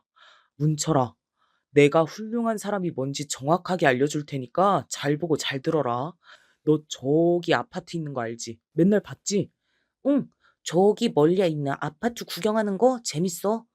훌륭한 사람이란 저런 아파트 사는 걸 당연하게 생각하는 사람이야. 알아들었냐? 집에 가서 부모님한테 여쭤봐. 저는 그것을 부모님께 여쭤본다고 생각만 하고서 깜빡 잊었습니다. 상현이 형의 말 맞다나 제가 똑똑이가 아니었기 때문에 그랬나 봐요. 제가 그런 것을 잊고 사는 동안에 상현이 형에게서 물려받았던 신발은 낡아서 부스러져 가고 있었죠. 저의 집에 사는 수준을 그대로 대변하는 듯 했습니다. 문철이 왔네. 아이고, 근데 애가 신발이 저게 뭐야? 너덜너덜해서 저거 신고서 어디 뛰어다니기나 하겠어? 저를 발견하신 동네 아주머니 한 분이 그렇게 외치셨을 때 저는 황급히 시선을 올려 더 이상 신발을 바라보지 않았습니다. 그러나 어머니의 시선이 제 발치에 닿아 있었죠. 품속의 여동생을 토닥거리시던 손길이 잠시 멎었습니다. 당황하신 눈치였어요. 여동생을 낳으시느라 아기를 보시느라 제 신발이 그렇게 낡았다는 것을 그간 모르고 지내신 모양이었습니다. 저는 이 신발이 좋아요. 상현이 형이 예전에 저한테 신으라고 물려줬던 거라서요. 다른 신발도 있는데 일부러 이것만 신는 거예요. 예민한 아기를 보는 것에 서툴다고 동네 아주머니들께 지적을 받고 나신 직후에 어머니께서 저 때문에 또 한 번 민망함을 느끼실까봐 저는 마음에도 없는 소리를 줄줄 늘어놓느라 귀가 뜨거워졌습니다. 애절하고도 안쓰러운 눈빛을 어머니께서 저에게 보내셨고 동네 아주머니들께선 그간 잠시 잊고 살았던 집의 얘기를 꺼내기 시작하셨어요. 상현이네가 더럽게 거들먹거리면서 자기네는 인생 살다가 잘못 삐끗해서 이렇게 된 거고 원래 여기서 살아온 우리들하고는 근본이 다른 것처럼 그러더니만 결국엔 이 동네를 떠나긴 했네. 좋은 동네로 이사 가게 됐다면서 뭐 그랬던 것 같던데 사실 여부는 알 길이 없지만 잘난 체를 하고 다녔던 것이 아예 허수인 건 아니었던 모양이야. 그런데 사실 여기 문철이네야말로 상현이네보다 잘 살았던 거 아니야? 그런데 제가 의외의 이야기에 깜짝 놀랐습니다. 저희 집이 더 잘 살았다니 완전히 금시초문이었어요. 너무 놀란 표정이 된 저와 어색하게 웃는 어머니를 번갈아 쳐다보시던 동네 아주머니들께선 연신 어머나 세상에 라고 하시면서 호들갑을 떨기 시작하셨습니다. 그러시더니 오지랖을 피우시며 제가 몰랐던 얘기를 꺼내주시더군요. 문철이 너는 모르는 모양인데 너는 원래 여기서 안 태어났어. 네? 아닌데요? 저는 여기서 태어났는데? 그게 무슨 소리야. 여기 이 집은 원래가 80, 90 먹은 노인네 둘이서 살다가 한 분은 세상 뜨시고 다른 한 분은 멀리 땅끝마을인가 하는 곳에서 사는 자식이 와서 모시고 가는 바람에 비게 된 집이었어. 그러다가 갓난쟁이인 너를 데리고 네 아버지 어머니가 어느 날 호련히도 나타나서 이 집에 자리를 잡은 것이었지. 그때 온 동네 사람들이 신기해서 며칠을 구경을 오고 그랬어. 왜냐면 딱 봐도 기운이 달랐거든. 어쩐 일인지 모르겠으나 갑자기 신세 망쳐서 이 동네까지 기어들어온 게 분명했어. 그걸 다 똑같이 느꼈던 거야. 아이고, 이 사람아, 신세를 망쳤다고 표현을 하면 원래부터 여기 살아왔던 우리 뭐 팔자가 망한 신세란 거야? 동네 아주머니들끼리 옥신각신하기 시작했는데 저는 멍한 얼굴로 어머니만 쳐다보고 있었습니다. 저희 집에 대체 무슨 사정이 있었는가 궁금해졌어요. 동네 아주머니들께서 떠나가신 이후 어머니께 여쭤봤으나 아버지가 귀가하시면 알려주겠다고만 답하실 뿐이었습니다. 밤이 되어서야 좁은 오르막길만 가득한 귀갓길을 지나오신 아버지께선 늦은 식사를 하시는 동안 어머니와 단둘이 조용한 대화를 나누셨고 저는 잠든 여동생이 깨지 않도록 옆에서 지키는 역할을 하고 있었습니다. 잠시 후 저는 숨소리도 내지 않았건만 기어이 깨어나고만 여동생이 울음을 떠뜨렸는데 그러자마자 아버지께서 다가오셔서 품에 안아드셨어요. 품에 여동생을 안고 달래신 뒤에 아버지께선 저를 향해 옛날 얘기를 해주셨습니다. 별건 아니었어요. 그냥 억울한 사연이었습니다. 저는 친가가 없는 줄 알았는데 있었다는 게 놀라운 따름이었죠. 심지어는 꽤 넉넉하게 사는 집안이었다고 했습니다. 친할아버지께서 지병으로 돌아가신 이후 상심이 크셨던 친할머니께서도 언제부터인가 알아 누우셨는데 그러면서 큰아버지께서 돈 욕심을 부리셨던 거예요. 집안의 돈으로 무리하게 이런저런 곳을 찔러보셨고 하나의 소득도 없이 모두 돈만 날리셨다고 합니다. 거기에 그치지 않고 아버지에게 빚까지 안기셨어요. 큰아버지의 동생이란 이유만으로 아버지께선 억울하게 빚이 생기셨고 집안이 그 꼴이 된 것에 충격을 받으신 친할머니께선 돌아가셨습니다. 여담이지만 제 이름은 할머니께서 지으신 것이라고 하셨어요. 외가는 원체 가난했는데 그래도 다들 없는 형편에도 돈을 십시일반 모아서 어머니에게 보내주었다고 합니다. 그것을 보고 부모님께선 눈물을 흘리시며 죽지 말고 살자고 생각하신 뒤 새로운 삶의 터전을 찾아 어린 저를 안으신 채 이 동네까지 흘러 들어오신 것이었죠. 그 얘기를 듣고 저는 많은 생각이 들었습니다. 돈이라는 것은 무섭다는 생각이 들었고 상현이 형이 저에게 주고 갔으나 아직 아까워서 쓰지 못한 새 연필을 자꾸만 빤히 쳐다보게 됐습니다. 집안의 비화를 알게 된 저를 향해 어떤 동네 아주머니께서 이런 것도 알려주셨거든요. 여기 온 동네를 뒤져봐도 네 아버지처럼 대학 나온 사람은 하나도 없어. 제 아버지께선 무려 대학을 나오신 분이었던 거예요.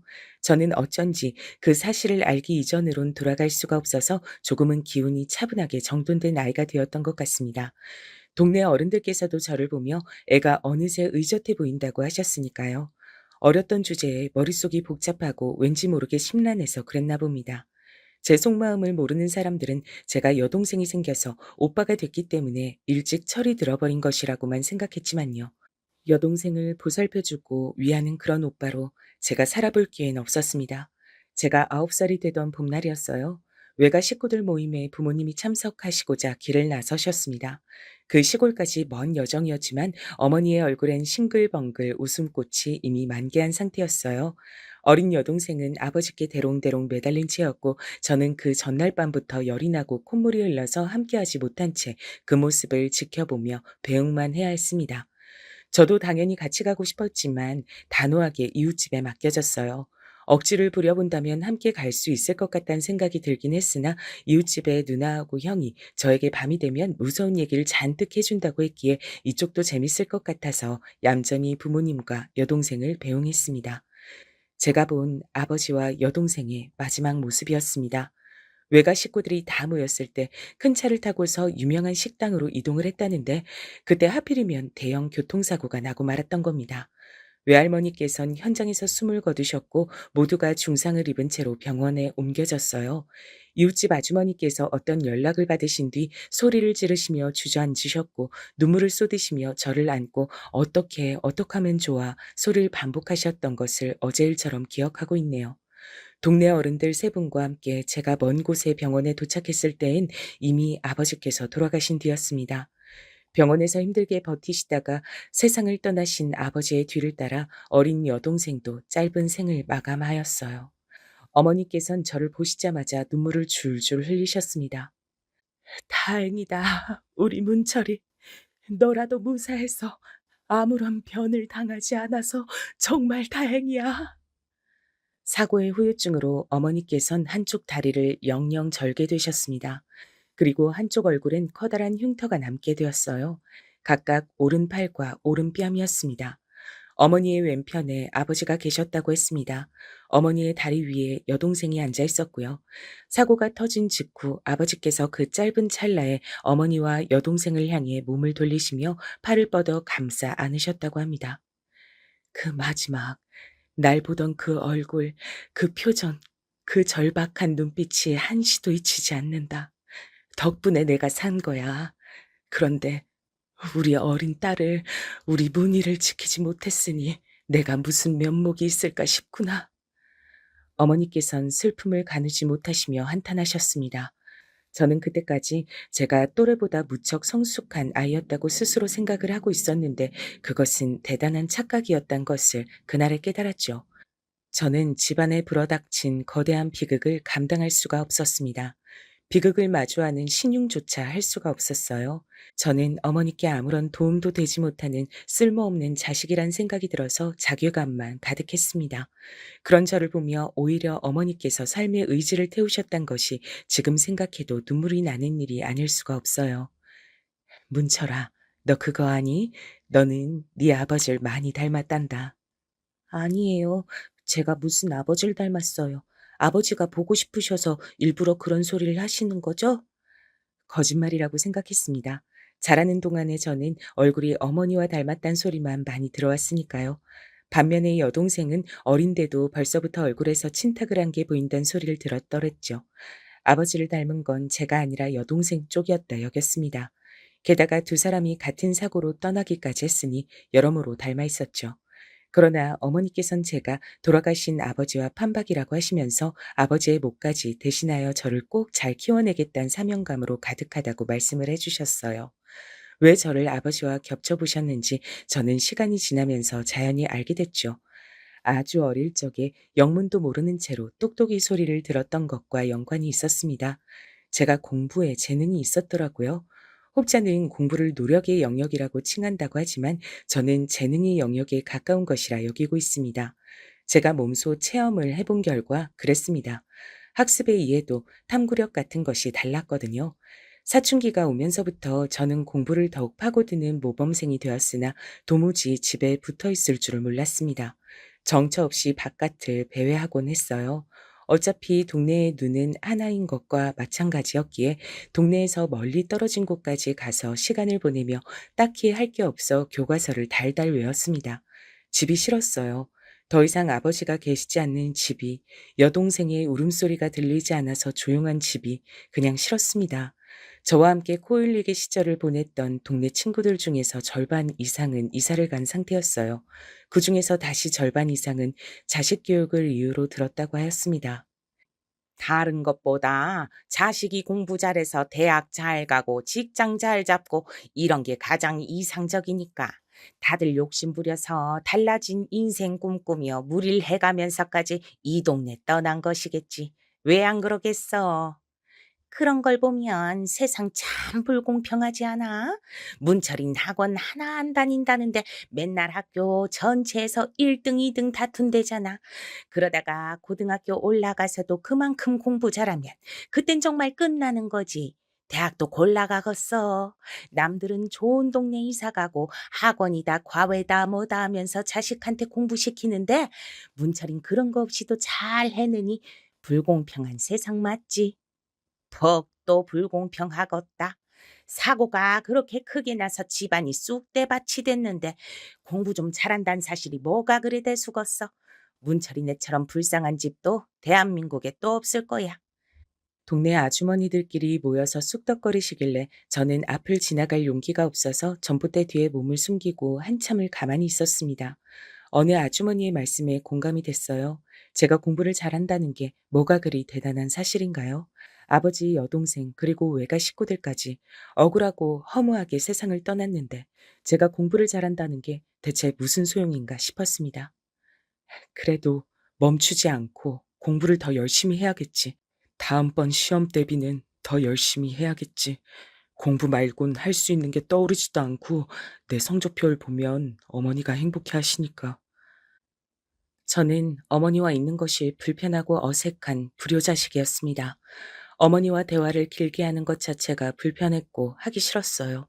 어머니의 얼굴에 진 흉터를 볼 때마다 숨이 막히는 기분이 들었고 절뚝거리며 걸어다니시는 모습을 볼 때마다 차라리 눈을 감고만 싶었습니다. 어머니의 존재가 실은 철부지 사춘기 소년이었으나 동시에 유일한 제 가족인 어머니를 사랑하고 있었고 필요로 하고 있었습니다. 그 심정을 표현할 유일한 길이 제 성적표였던 거예요. 어머니를 웃게 하는 것이었고 대학까지 나오신 아버지를 떠오르게 만드는 것이었고 저희 모자의 밝은 미래를 기대하게 하는 것, 그것이 바로 제 성적표였습니다. 그러니까 저는 결코 성적표에 어설픈 숫자를 남길 수가 없었습니다. 제가 공부에 재능이 있다고 여기게 된 것은 고등학교에 올라간 이후부터였죠. 야, 이문철, 네 엄마 빨간 마스크 괴물이라면서? 당시에 유행처럼 돌던 빨간 마스크 귀담을 얼굴에 흉터를 지니신 제 어머니의 모습에 빗댄 아주 저급한 녀석이 반에 있었습니다. 그 녀석은 소위 있는 집안의 자식이었어요. 외투도 가방도 신발도 심지어는 학용품까지 모든 브랜드였으며 고급이었습니다. 가난한 동네에서 얼굴에 흉터를 달고 다리를 절고 다니는 모친과 단둘이 사는 저 같은 게 본인과 같은 고등학교에 진학을 했다는 것을 용납하지 못하는 녀석이기도 했습니다.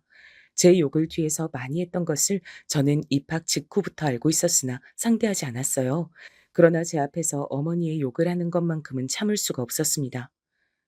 나한테 질까봐 벌써부터 겁이 무척 나나 보다. 그래서 벌써 이렇게 난리를 치는구나. 되게 안쓰럽고 불쌍하네. 뭐? 불쌍? 이게 미쳤나? 누가 누구더러 불쌍하대. 불우이웃 주제에 내가 너한테 왜 져? 뭘 져? 시험. 나한테 성적 무참하게 처발릴까 봐 그게 무섭고 겁나서 이러는 거잖아. 저는 일부러 그런 식으로 그 녀석을 도발했어요. 그러자 그 녀석이 눈을 부라리며 절대 아니라고 단언했습니다. 자기가 저 같은 가난뱅이에게 질 일은 죽었다 깨어나도 없을 거라고 했었죠. 그러면서 제가 주먹으로 꽉 쥐고 있었던 연필을 보며 그게 바로 제 수준이라고 했습니다.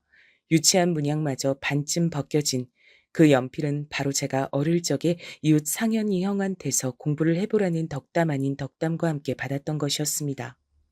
가만히 모셔만 놨다가 고등학교에 진학한 뒤에 쓰기 시작했었죠. 저는 그 연필 끝으로 그 녀석을 가리키며 어디 한번 제대로 붙어보자고 선언했고 전교에 그 이야기가 퍼져나갔습니다. 선생님들 또한 다 알고 계셨고요.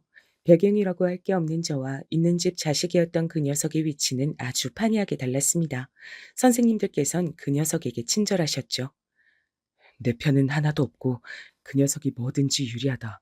도대체 내가 홧김에 무슨 짓을 저지른 걸까 싶은데 정말 이상한 건 질 것 같은 기분이 안 들어. 선생님들마저도 절 인정하시지 않을 수가 없었어요. 왜냐면 전 그 이후에 시작된 시험에서 전교 3등을 했기 때문입니다. 그 녀석은 아마 전교 20등 언저리였던 것으로 기억을 합니다. 학교가 들썩였어요. 속으로 제 편을 들고 있었던 친구들은 선생님들께서 그 녀석을 더 좋아하시니까 조작이 있었을 수도 있다고 하면서 실제 격차는 더 크게 제가 이겼을 게 뻔하다는 얘기까지 하고 다녔습니다. 제가 이겼지만 그 녀석은 저에게 저질렀던 무례를 사과하지 않았습니다. 그리고 저는 그걸 따지지 않았고요. 오히려 그렇게 함으로써 제가 완승을 하게 되었다는 걸 스스로 알고 있었습니다. 제가 공부에 재능이 있다는 것을 확실하게 깨달았고 대범하게 승부수를 띄우는 기질이 있다는 것도 알게 된 계기였습니다. 어쩌면 내가 정말로 훌륭한 사람이란 게 될지도 모를 일이야. 그런 생각을 하고 난 이후로 저는 집에 가는 길에 일부러 아파트 쪽을 쳐다봤습니다. 우뚝 선 아파트들은 깊어진 밤중에도 집집마다 불이 켜진 채 그것으로 야경이란 걸 만들어내고 있었습니다. 멋지더군요. 그런 걸 눈에 담은 채로 집으로 향하는 좁은 오르막길을 걸으면 여러 가지 생각이 들었습니다. 어릴 땐 미처 고려하지 못했던 돌아가신 아버지께서 고단한 몸을 이끌고 이 길을 항상 밤마다 오르실 때 어떤 생각이 들었을지, 그게 짐작이 가면서 마음이 아팠던 것 같아요. 인생이 생각한 대로 흘러가지 않아 괴롭다고 여기셨을 듯 싶습니다. 그러면서도 아내와 자식들 생각에 무거운 다리를 기꺼이 움직일 수 있다고 그렇게 여기셨을 뿐이셨어요. 아버지처럼 저도 대학을 나와서 좋은 직장에 들어가서 어머니께 효도해야겠다는 굳은 결심을 저는 다행히도 지킬 수 있었습니다. 우리나라에서 내노라 하는 명문대학교에 당당하게 합격했고 저는 어머니와 얼싸안고 울었습니다. 그간 수고 많았다. 고생 많았다 우리 아들. 문철아 정말 잘했다. 어머니가 고생하셨죠. 저는 공부밖에 한 게 없어요. 제가 공부 외에 걱정 없이 학교를 다닐 수 있었던 건 어머니가 묵묵하게 뒤에 계셔 주셨기 때문이란 걸 제가 알아요. 그동안 표현하지 못해서 죄송해요. 제가 못난 자식이었어요. 부끄럽고 민망하다고, 그리고 아버지와 여동생의 일이 생각나서 괴롭다고, 그런 핑계를 대며 어머니와 일부러 서먹하게 지냈던 제가 진심을 내어 보였습니다. 죄송하다고 몇 번이나 사과를 드렸죠. 그러자 어머니께선 제 대학 합격증보다 저의 이런 진심 가득한 고백이 1000배, 만배로 더 기쁘다고 말씀해 주셔서 저는 목 놓아 울고 말았습니다. 회한이 넘치는 지난 날들을 뒤로한 채 앞만 보고 살겠다는 의지를 다진 저는 명문대를 졸업하고 나서 대기업에 입사했습니다. 현재는 취업 시장이 꽁꽁 얼어붙었다고 하지만 당시에도 엄연히 대기업은 대기업이었기에 엄청난 경쟁률을 뚫은 쾌거였어요. 그렇게 살다 보니 어느새 제가 아파트에서 도시 전경을 바라보고 있더군요. 아름답기도 하고 쓸쓸하기도 한 그런 모습이었습니다. 어머니께선 아파트 생활이 처음엔 어색하고 묘하다고 생각했는데 금세 적응이 됐다고 하셨죠. 인간이란 게 이런 거구나 싶어.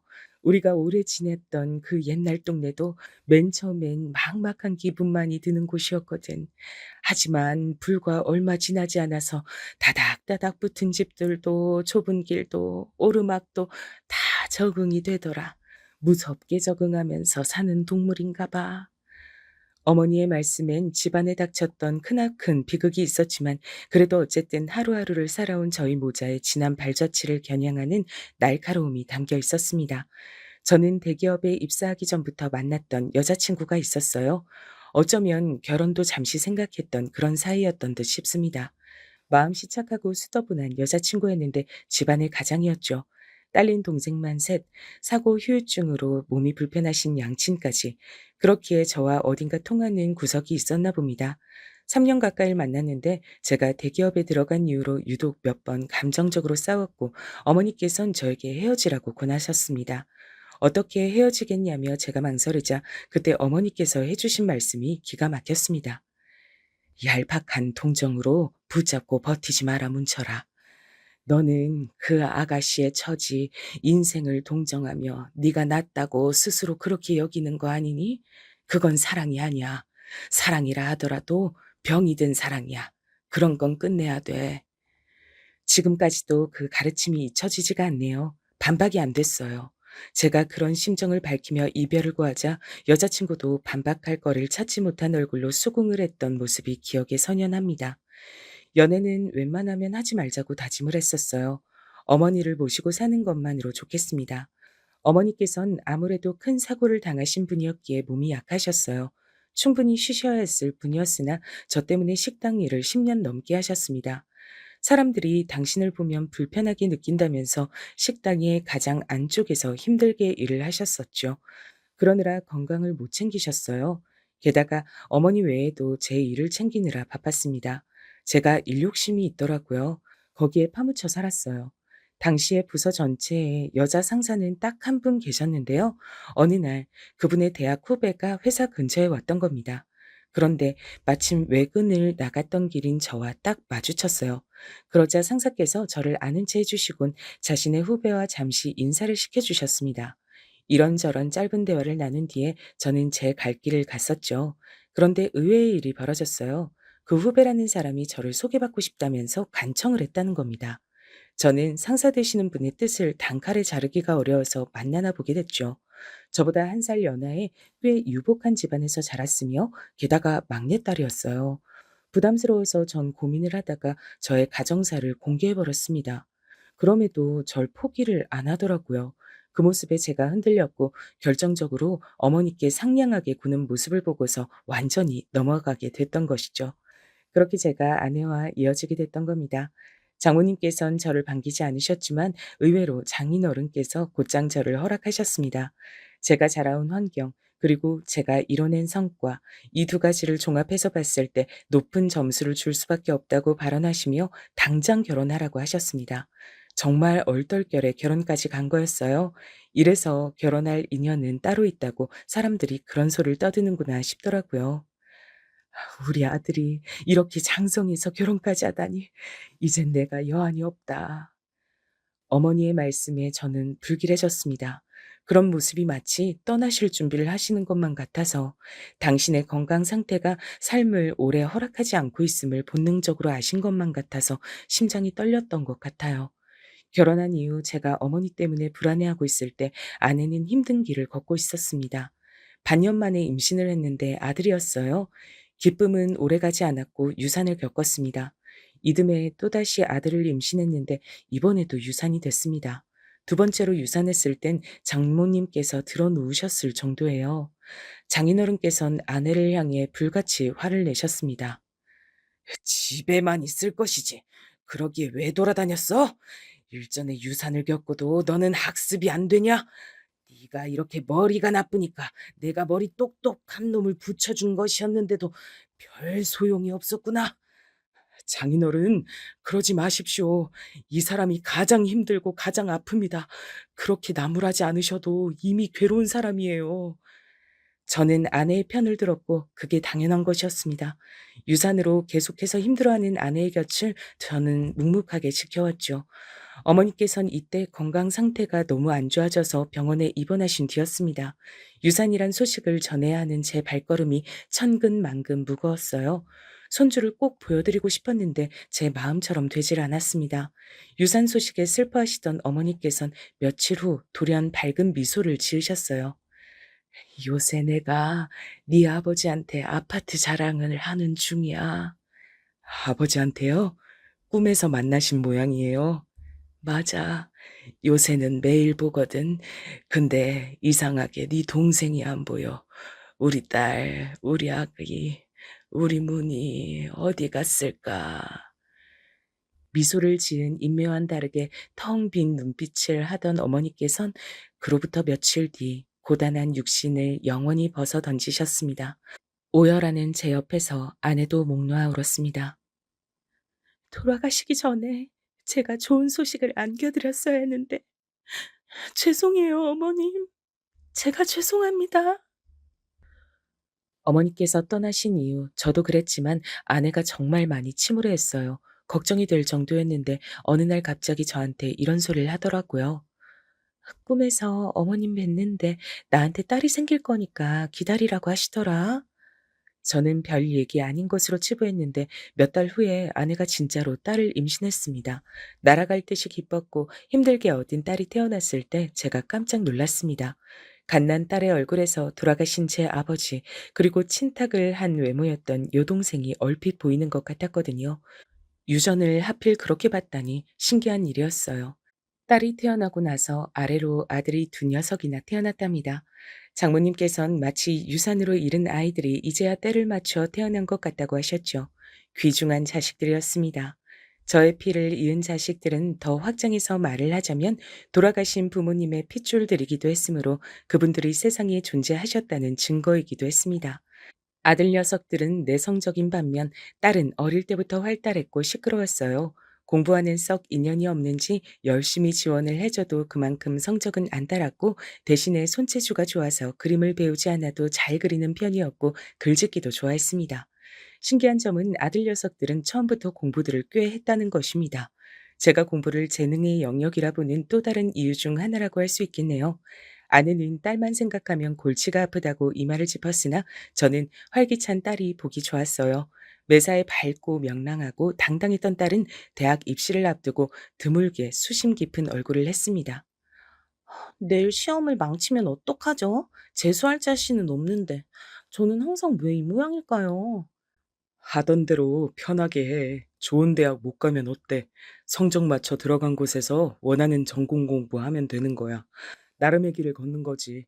세상 모든 사람이 훌륭한 사람이 될 필요는 없어. 아빠, 훌륭한 사람이 뭘까요? 그 순간 제 심장이 욱신거렸어요. 걷잡을 수 없을 정도의 빠른 속도로 옛 추억이 밀려들었습니다.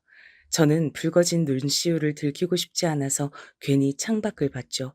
주상복합의 고층 아파트 아래로 도심의 야경이 물결치고 있었습니다.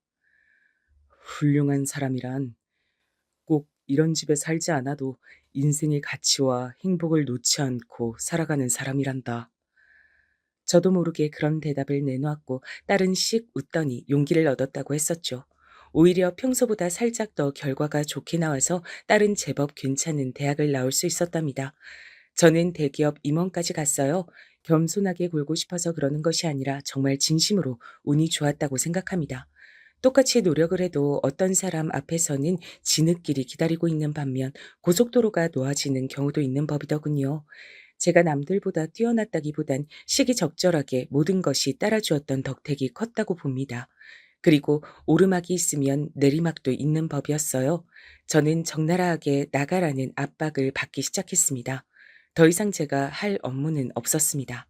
저에게 일이 주어지지 않았고 쓸모를 다했으니 이제 필요 없다는 통보를 받은 셈인 것에 씁쓸했죠. 저의 가진 열정을 쏟았건만 이제는 월급만 많이 받아가는 인력은 골치 아프다는 압박 속에 자괴감을 느끼고 있었습니다.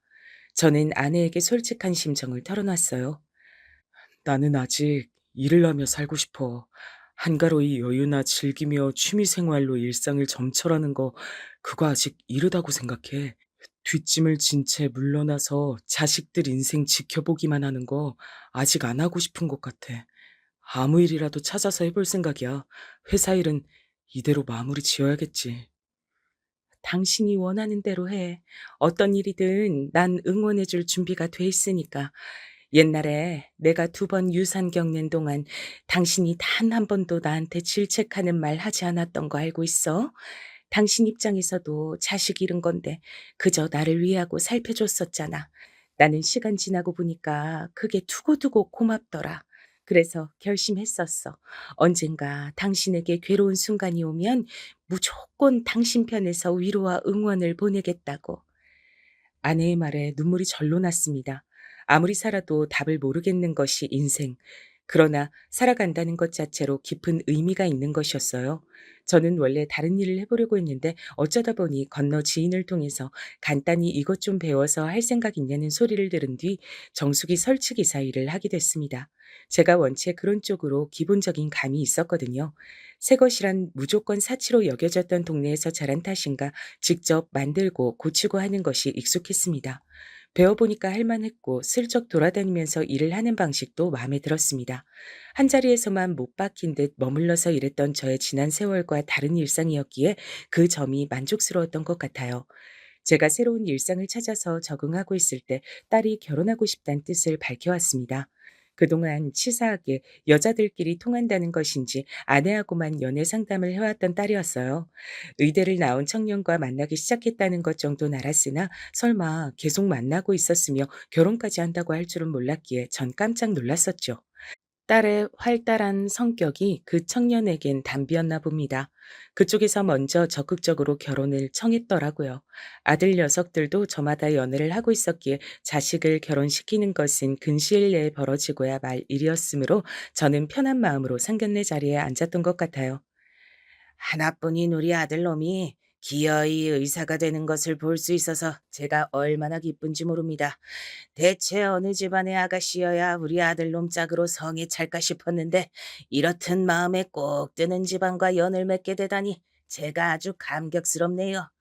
바깥 사돈 되실 분께선 호탕하게 구시면서도 저희 집안을 향한 호감을 강하게 드러내고 계셨죠. 제가 대기업에 오래 종사하며 임원직에 있다 물러난 것을 특히나 좋게 보고 계신 듯 싶었습니다.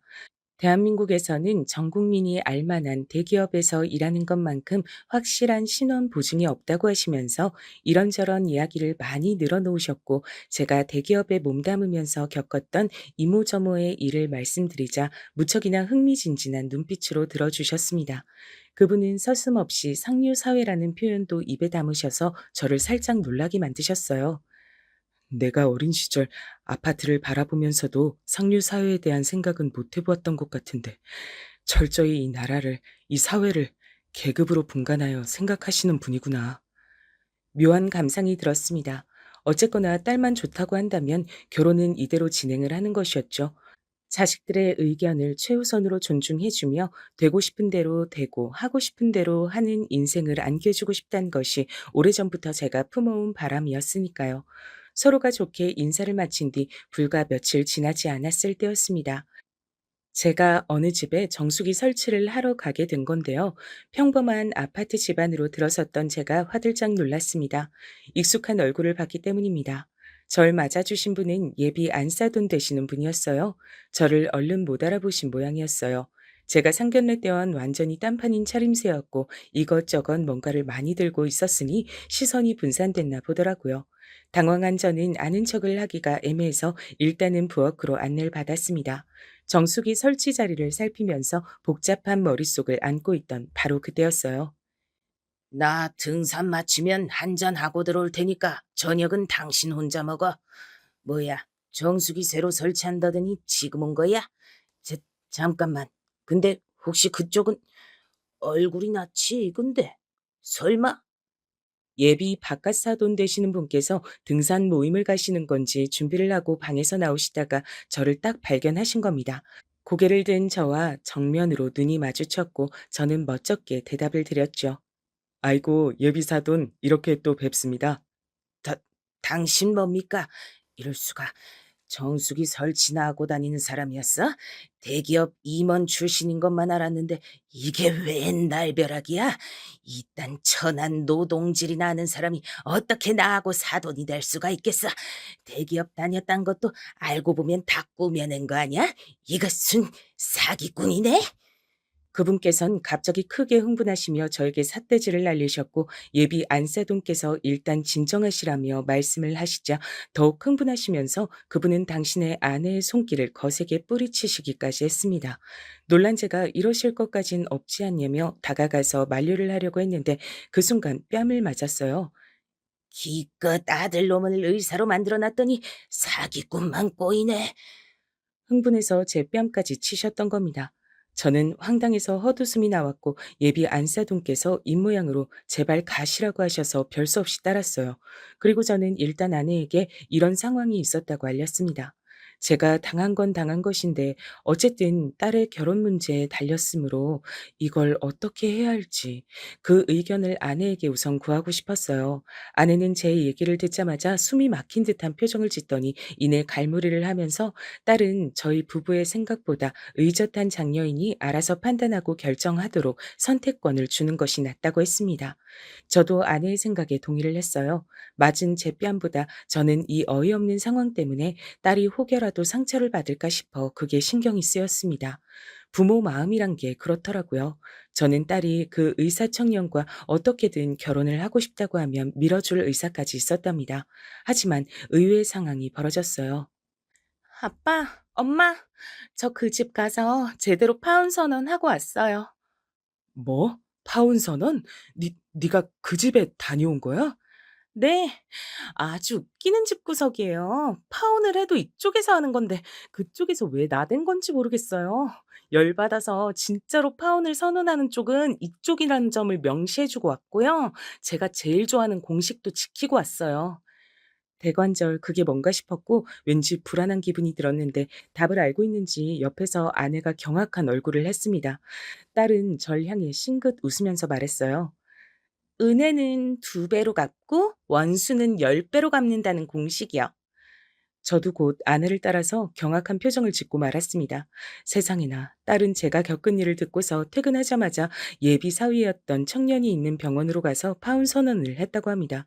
파혼 이유도 곁들였고요. 병원 동료들이 모두 보는 앞에서 파혼을 당한 청년은 넋이 빠져서 바닥에 주저앉았다고 하더군요. 그 뒤로 딸은 그 집에 찾아가서 이제 막 귀가를 하신 참이었던 예비 바깥 사돈 되실 분이었던 양반의 귀싸대기를 있는 힘껏 때렸다고 합니다. 으악, 나 죽네. 여보, 구급차 불러. 빨리 신고해.